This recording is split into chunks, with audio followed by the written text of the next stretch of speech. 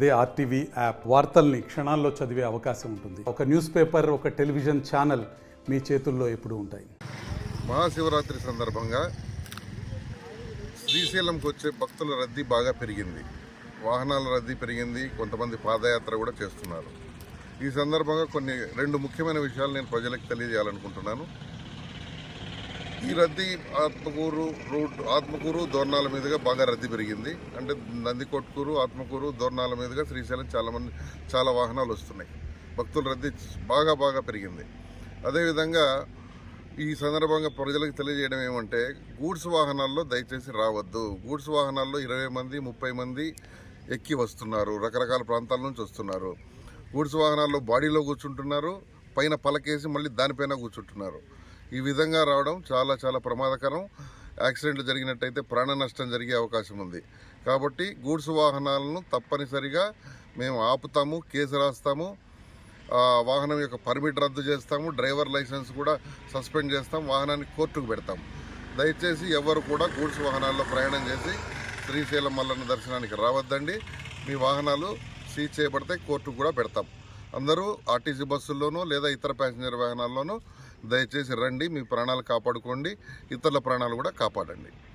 రెండో విషయం ఏంటంటే, గూడ్స్ వాహనాలు కూడా ఈ రూట్లో నందికొట్కూరు, ఆత్మకూరు, దోర్నాల మీదుగా దయచేసి రావద్దండి.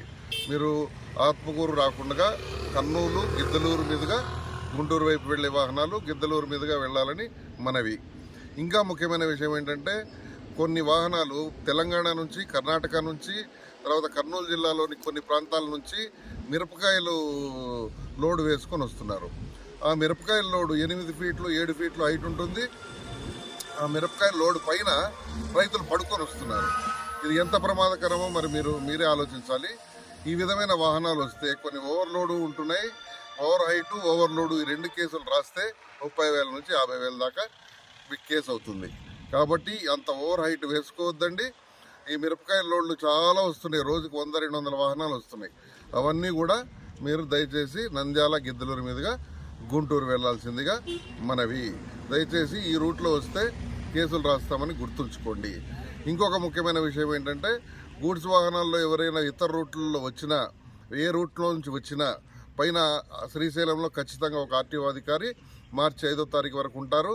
ఈ వాహనాలకు కూడా 20,000 30,000 నుంచి కేసులు రాసి వాహనం సీజ్ చేసి అన్ని రకాల చట్టపరమైన చర్యలు తీసుకుంటాము.